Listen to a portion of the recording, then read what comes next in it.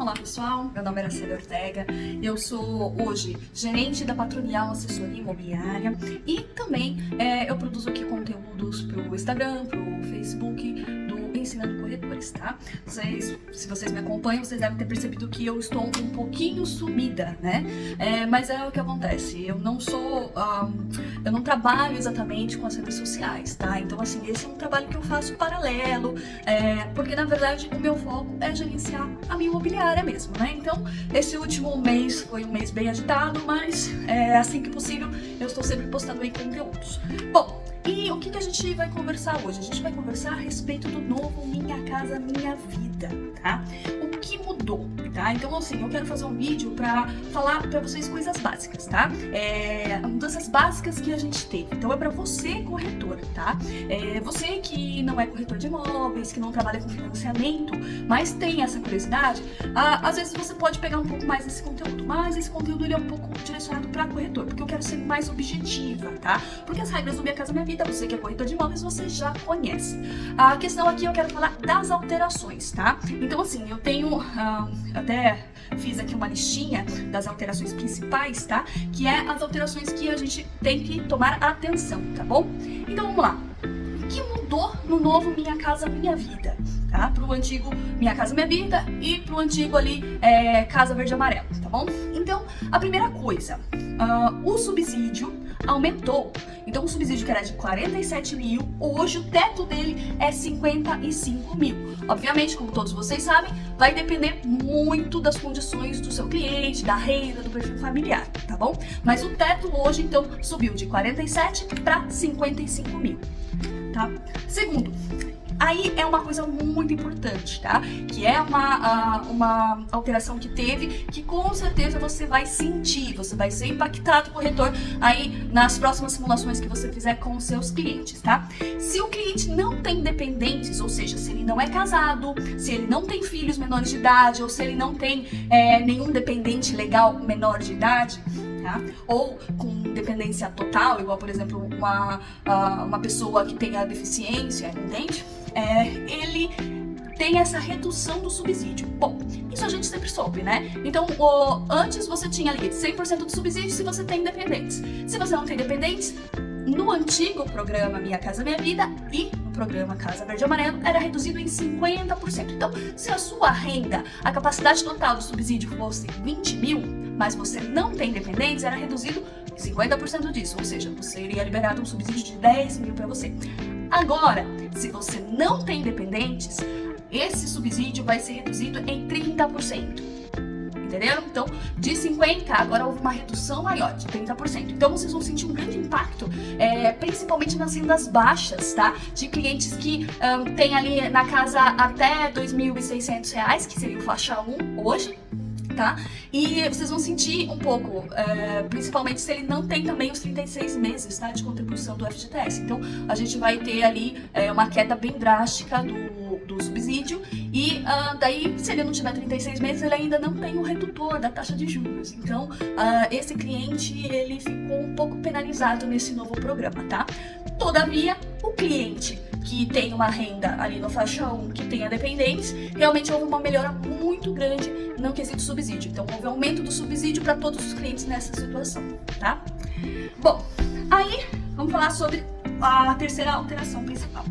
Houve uma redução da taxa de juros, tá? Então, assim, a taxa de juros, ela foi reduzida do faixa 1 e do faixa 2. Então, houve uma redução de 0,25 a 0,50, mas só nessas duas faixas, tá? A faixa 1 e a faixa 2 é a faixa que vai privilegiar ali clientes até a renda de R$ 4.400, beleza?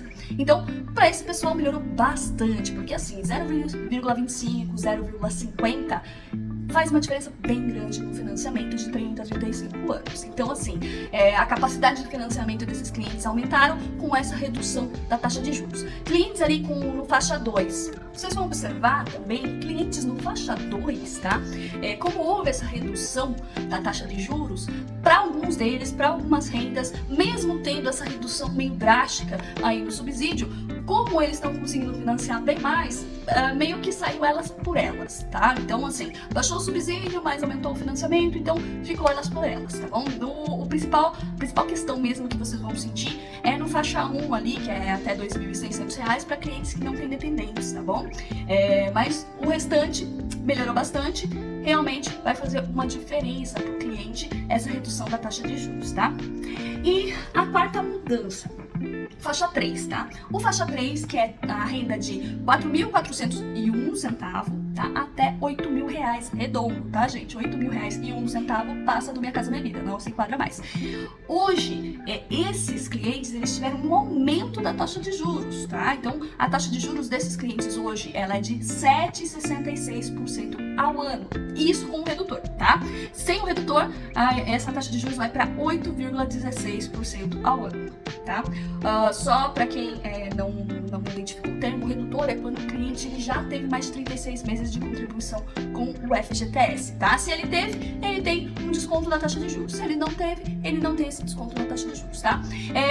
No antigo programa Minha Casa Minha Vida, essa taxa do redutor, que hoje é de 7,66, era de 7,16. Então, para essa faixa, aumentou a taxa de juros em 0,50. Não ficou muito legal ali para a primeira casa, ali dos 4 aos 5 mil, ficou um pouquinho apertado porque já não tem subsídio e aumentou ali 0,50 da taxa de juros. Para mais rendas ali, a partir de 5 mil, não ficou quase igualitário, né? Só aumentou um pouquinho ali na parcela, mas muito pouco também. Ao longo dos 30 anos de financiamento, quase imperceptível. Mas para o cliente ali de 4.400 a 5 mil, deu uma diferencinha sim, se você andou fazendo algumas simulações, tá? Bom, aí vamos para a quinta, tá? Para a quinta alteração que foi muito importante. Então, assim, o teto do Minha Casa Minha Vida, hoje, nacional, tá? Dependendo das cidades, algumas cidades têm variações, mas o nacional é até 264 mil, isso dependendo da população da cidade. Então, o teto hoje, né, nacional é 264. Esse teto, ele se mantém para o faixa 1 e para o faixa 2. Lembrando, faixa 1 e faixa 2 é rendas até R$ 4.400, tá? Então, não tem como a gente financiar para esses clientes acima de 264 mil dentro do Minha Casa Minha Vida. É até 264 mil, tá? Então, se o imóvel passar desse valor, não tem jeito de financiar no Minha Casa Minha Vida para essas rendas. Porém, cliente do faixa 3, tá? Ele tá podendo financiar hoje até 350 mil, tá? Então, existe sim uma diferença entre quanto o poder de financiamento da faixa 1 e 2 e quanto o poder de financiamento da faixa 3, tá? Então, se a renda do cliente enquadrar dentro do faixa 1 e faixa 2, que é até R$ 4.400, o limite de financiamento de imóvel que ele pode comprar é até 264 mil dentro do programa Minha Casa Minha Vida. 265 mil não dá para comprar Minha Casa Minha Vida, SPT. Ponto.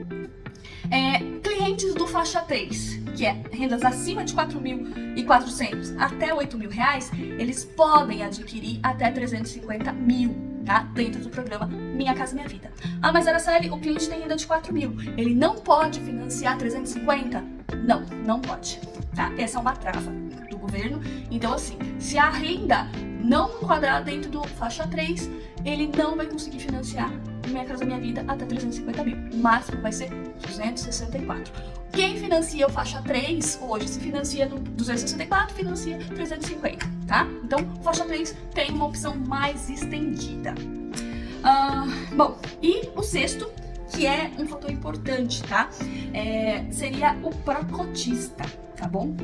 O pró-cotista, ele durante muito tempo não estava tendo verba, hoje ele já tem uma verba novamente. Então, de repente, o seu cliente, ele desenquadra dessa situação, né? De repente, o imóvel que ele quer adquirir é acima de 350 mil, você pode apelar para o pró-cotista, tá? O pró-cotista, a única coisa é que ele tem uma única regrinha diferente do Minha Casa Minha Vida, tá? Ele segue as mesmas regras do Minha Casa Minha Vida, porém, a pessoa tem que estar com o FGTS ativo, trabalhando com o FGTS, ou seja, a pessoa tem que estar ali registrada e movimentando o seu FGTS. Então, não seria ideal para rendas informais, por exemplo, que não tem esse tipo de contribuição de FGTS. Então tem que ficar bem ligado com isso, tá? Também existe a regra de que se essa pessoa ela não está trabalhando com o FGTS, ela não tem esse FGTS ativo, mas ela tem pelo menos 10% ali do valor do imóvel, né, que ela está tentando adquirir, retido em FGTS, também se enquadra, tá? Mas é uma situação bem difícil. Mas o importante é que existe crédito para o pró-cotista. Então fique atento, porque de repente se o seu cliente desenquadrar ali do Minha Casa Minha Vida, você ainda consegue enquadrar o pró-cotista. Se você esteja se perguntando, Marcele, o que você acha de tudo isso? Tem gente que adorou, tem gente que odiou, e tem gente que, igual a eu, achou que ficou meio que elas por elas, né? Mas assim, eu acho particularmente que foi justo, tá? Porque o que acontece? Hoje, a necessidade maior de você ter uma taxa de juros reduzida e de você ter ali uma condição de subsídio é para pessoas que têm baixa renda mesmo, que têm um perfil familiar, que têm dependentes, que realmente têm a necessidade de moradia. Então essas pessoas, elas têm que ter mesmo um subsídio muito maior, um benefício muito maior do governo do que uma pessoa solteira, né? De repente, o rapaz ali, ele tem 18 anos, ele ganha R$ 2.300, mas mora com os pais, não precisa pagar contas, né? Não sei que não é o perfil de todo mundo, mas eu digo, então assim, por que esse rapaz que ganha R$ 2.300 não tem ali nenhuma responsabilidade? Por que ele tem que ter os mesmos benefícios de um pai de família que ganha R$ 2.300, entende? Então, é justo, é justo. Tá. E o fato de você ter essa ampliação do faixa 3 para 350 mil me parece uma tentativa do governo estar tentando ampliar, tentando fazer com que famílias que têm um rendimento maior consigam ter imóveis maiores também, né? Ou que aí juntem rendas e consigam ter imóveis maiores. Porque hoje, com o preço dos imóveis, o que acontece? O nosso grande problema no Brasil hoje é o empresariado, né? As construtoras. Então, toda vez que o governo ele dá algum benefício para você que está adquirindo o primeiro imóvel, financiar o seu imóvel, dar uma taxa de juros reduzida, dar uma vantagem de você financiar um pouco mais, o que eles fazem? Eles vão lá e aumentam o preço do imóvel. Então é sempre assim. E o que acontece? Eu sou super contra aumentar o teto, tá, do programa. Eu acho que assim, se o construtor ele quer vender dentro do programa, ele tem que se enquadrar aos moldes do programa, né? Então o que acontece? Toda vez que o governo subiu o teto do programa Minha Casa Minha Vida, o incorporador foi lá e foi aumentando o preço do imóvel, foi diminuindo o metro quadrado e foi aumentando o preço do imóvel. Então a gente entrou num problema sério, aonde que acontece? O cliente ali do faixa 1, ele não tem mais para onde correr. E o cliente do faixa 2, que podia comprar um imóvel um pouco maior, tá comprando imóveis menores com valores maiores. E eu acho que, apesar de o governo estar fazendo uma coisa bem legal, que é tentar ali fazer com que essas rendas, né, um pouco maiores, consigam financiar ali imóveis tecnicamente mais caros, porque seriam maiores, eu acho que o empresariado vai ver diferente. O empresariado vai falar assim: eu acho que o meu apartamento agora, a minha casa ali, que era 50 metros, que valia 264 mil, eu acho que agora ele vai 300, não vale? Eu acho que agora ele vai 320. Então, assim, o nosso problema mesmo é sempre o empresariado, né? Então, quando a gente teve ali o programa Minha Casa Minha Vida no faixa 1,5, o empresariado falava que não ia conseguir financiar, construir imóveis a 133 mil, porque era o teto do programa. E de repente, quando liberou o programa, conseguiram, né? Diminuíram os imóveis, mas conseguiram. Isso, a gente tá falando assim de coisas que aconteceram há 6 anos atrás. Tudo bem, a gente entende que teve realmente um reajuste, uma inflação, que é normal, né? Mas assim, naquela época você vendia um imóvel há 6 anos atrás a 133 mil de 41 metros quadrados, por exemplo, e hoje esse mesmo 41 metros quadrados está a 264 mil. E sinto dizer, não vale. Eu não sei, lógico, tudo depende da região, mas hoje, aquele mesmo imóvel que há 6 anos atrás eles conseguiam fazer para uma renda de faixa 1, hoje tá difícil para faixa 3 comprar.